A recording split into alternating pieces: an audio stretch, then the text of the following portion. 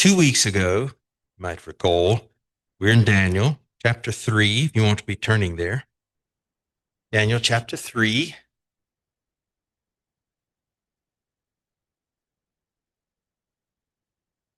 And in verse 8, we read at the end of our lesson, at that time certain Chaldeans came forward and maliciously accused the Jews. You recall there was a golden image that had been set up. There had been a proclamation, law, really, verbal law, and then written law by the king, King Nebuchadnezzar. Golden image set up. Whenever there was a music that played, there were commands that went along with that in the proclamation. And there the Babylonian officials again go on the offensive against these talented young Hebrew men. No surprise there. And in verses 9 through 11, if you look down through there, they're the ones who remind the king about the proclamation that he's issued with respect to the golden image. And again, when the cacophony of various instruments sounded, the command was for everyone to fall prostrate down on the ground and worship the image. And the punishment that the king declared was outlined there should those orders not be followed. Very brutal punishment for failing to obey this instruction. And then this group that has been chafing under the promotion of all these Hebrew men into positions of administrative power and authority in the province of Babylon, and in Daniel's case also being put in charge of all the wise men and other officials. Although Daniel is not here involved in this particular story, they begin now to try to remind the king that the rebellion that they are bringing to his attention has been brought on them by his choices in staffing these higher positions with Hebrews instead of them, in effect. See there in verse 12, there are some Jews whom you have set over the affairs of the province of Babylon. That sounds like Adam when God is talking to him in the garden. He says, this woman that you gave me, trying to blame God. Well, here they're blaming the king. These Jews that you set over the affairs of the province of Babylon, Shadrach, Meshach, and Abednego, who pay no attention to you, your majesty. They neither serve your gods nor worship the image of gold that you have set up. So in effect, at sea, king, if you hadn't put these guys where you put them in a position of power, you wouldn't be seen as weak and effective now. They don't say it that blatantly, but that's kind of what they're insinuating as they say this to the king.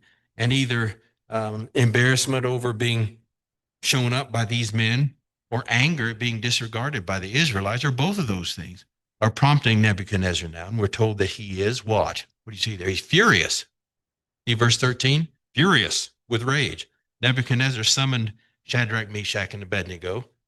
See, I was not lying about the furiousness of it. And it's like he can't believe that they're doing this. So the questions begin. He's furious, which he's certainly shown a tendency for before. Furious with rage. That's like second degree furiousness. And he starts out, is it true? Shadrach, Meshach, and Abednego, you think they'd have an acronym for them by now, right? SMA or something. Is this true, SMA, that you do not serve my gods or worship the image of gold that I have set up? Well, he'd have to know that. Arrogance is a blinding thing, though, in any of us, but especially when it's a king over an empire who's rarely questioned.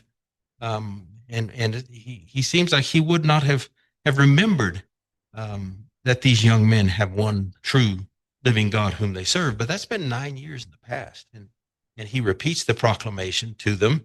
Read down through there. It's almost like he's talking to children who are slow in the uptake, and he's making sure they understand that. And then he says, in effect, if you do what I said, then good. But if you don't, you will be thrown immediately into a blazing furnace.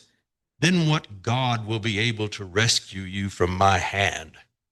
That's quite a powerful statement by a king who's trying to exert his power because he's been embarrassed. What God will be able to rescue you from my hand? It's like rule number one of trial and argumentation. Don't ask a question to which you do not know the answer, because they know the answer. So he's asking them what God can stand. It's like he forgot everything that happened almost a decade before. And it's quite impressive how they answer, because they do know the God. There's no begging for forgiveness. Um, there's no overt supplication to the king or giving in to him. There's no big demonstration either. And they're not dropping their heads in shame and guilt and looking down at their sandals, and shuffling around. There's none of that. They're standing before a king who has proven to be murderous on a lot of occasions and furious on a lot of occasions. Um, and I'm sure this is not what the king was expecting in the way they answer him and what they do, because they say, King Nebuchadnezzar, we do not need to defend ourselves. Can you imagine that? I'm sure that just greatly impressed him. We don't need to defend ourselves before you in this matter. If we're thrown into the blazing furnace, the God we serve is able to deliver us from it, and he will deliver us from your majesty's hand. See, very polite, and in effect saying to the king, you don't really know what you're talking about. Now, I did just a quick check. You can do one also.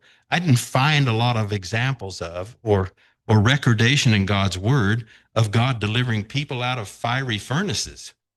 Moses stands before a burning bush that is not consumed, but there's for the confidence these guys are exhibiting. But you recall that for being omnipotent as God was and is and will be, there's actually relatively few examples of God's working above and outside his created natural laws. If you think about the instances of that, and that's what makes it so notable when it happens. It doesn't happen all the time.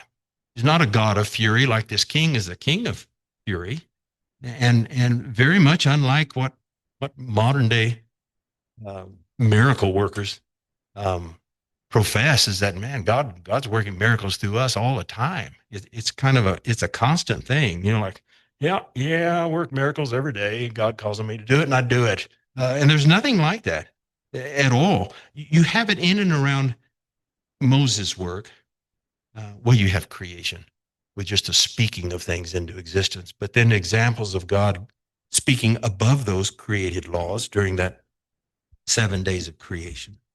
Around Moses' time, you see that, the burning bush and other things, leading Israelites out of slavery and into a land promised to them by God. There are clusters of miracles that take place around that.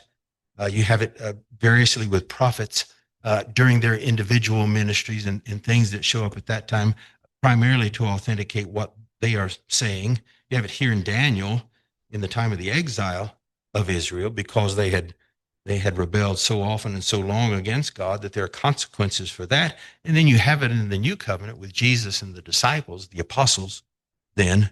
But it is not a constant thing. But man, these guys are confident in what they're saying to this king who holds the power of life and death over them.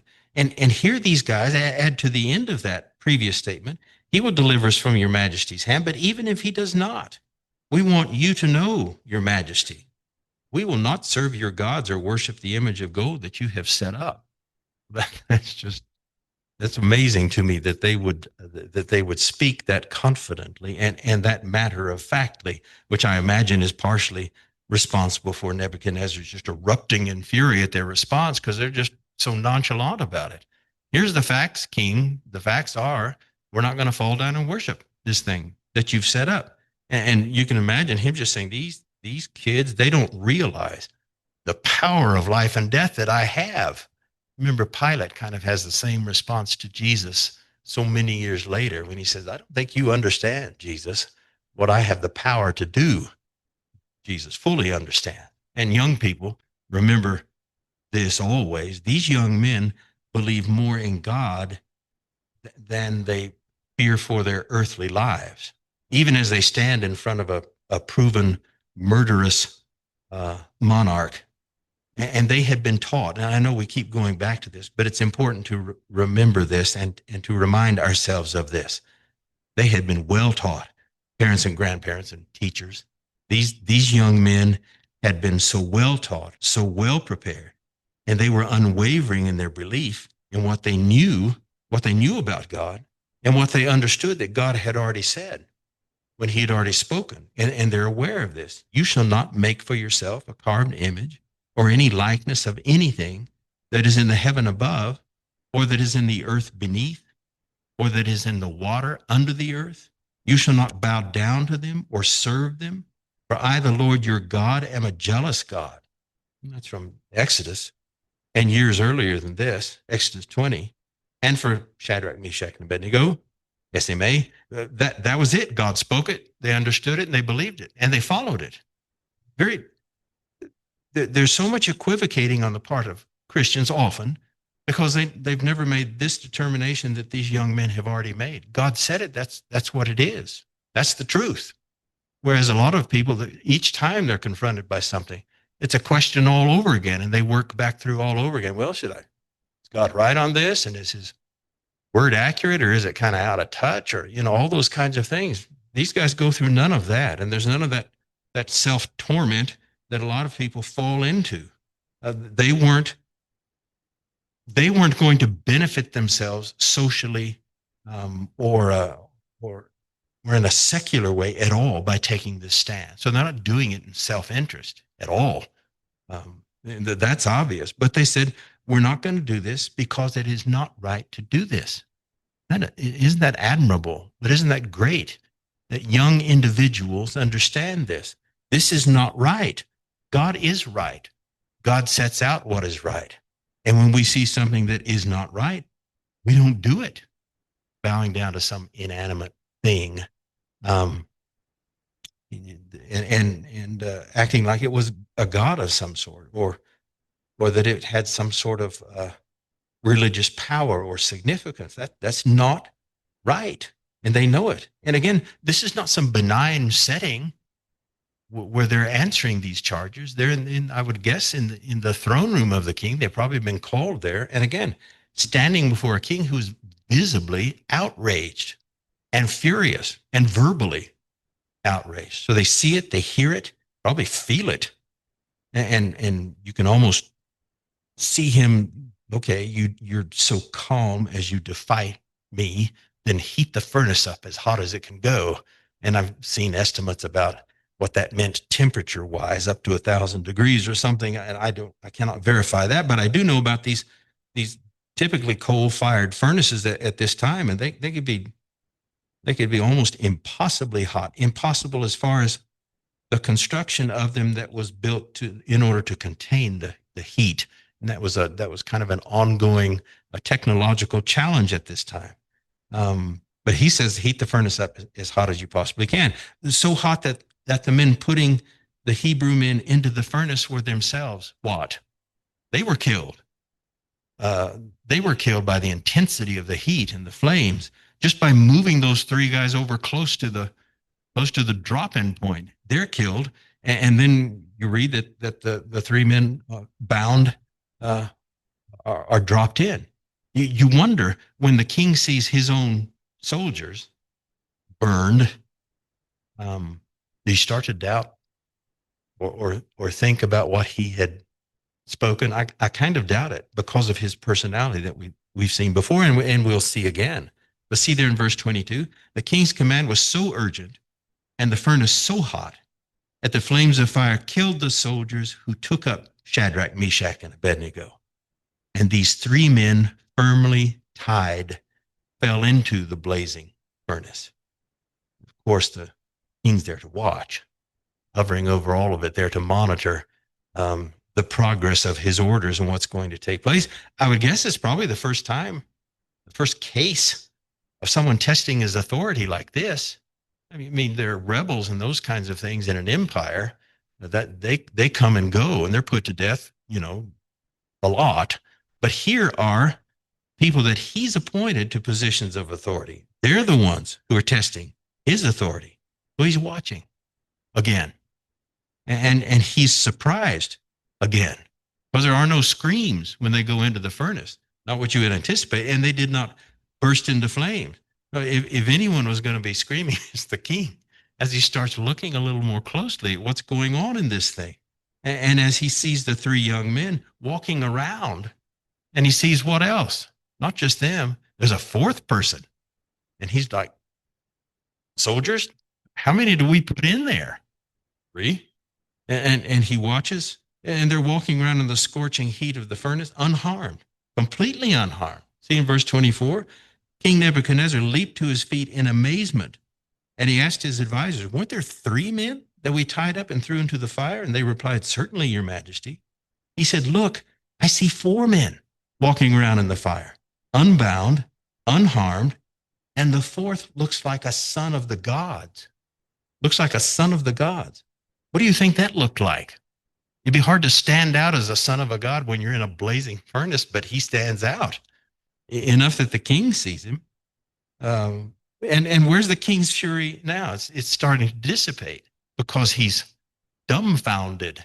His anger is melting, you might say, ironically. But what his own eyes tell him is nothing he was expecting is what's taking place in front of him, where he's able to verify it with his own senses. If his wise men had come back to him and told him these things, he'd probably have them all put to death. But he's seeing it himself as God is watching over his own.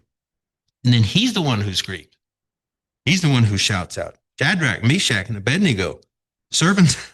Look, he's become a convert again. Servants of the Most High God, come out here. So SMA came out of the fire. And the satraps, the prefects, the governors, the royal advisors, that same list we've seen before, crowded around them. They saw that the fire had not harmed their bodies, nor was a hair of their heads singed. Their robes were not scorched. And get this, there's no smell of fire on them. Have you picked up barbecue lately, like at Bono's or Dickie's or something, just on the outside window where you just kind of walk by? What do you notice then after you get home? Your clothes smell of the barbecue smoke, and barbecue. The inside of your car does too. Well, this is an example of the power of God. This is an example of a miracle. It's not something that happens so slowly and incrementally over time that you can't even tell that it's happening, much less that it's a miracle that's contravening the created laws of God. This happens immediately, and it's a complete contravention of God's laws of nature, and it's complete rebuke to what the king had ordered and what he expected, both. So it's a directed miracle, which so many of God's signs for verifying his authority are, but it's directed at this pompous king, and in effect, it's a repetition of the results that had taken place 9 years earlier, when Daniel, you recall, is able to tell the king what his dream was. The other guys couldn't, and then he's able to tell him what his dream meant, which the other guys couldn't. That was miraculous, and at the time, you recall, the king had immediately issued a proclamation about the one true living God of these Hebrew gentlemen. And again, because of faith and trust in God by his children, the story of one true God is told again. It expands again in a foreign land, surrounded by false gods and non-believers. And hopefully that reminds us that we too stand in a hostile culture, but we have God. So even when you're in what seems to be a great disadvantage, God takes all of that and particularly weakness or disadvantage and turns it to his praise and to his glory. Well, what effect did the faithfulness of these Hebrew young men have on this empire, or have on the noblemen, the highest of that list again of the prefects and the administrators and the experts and all of those?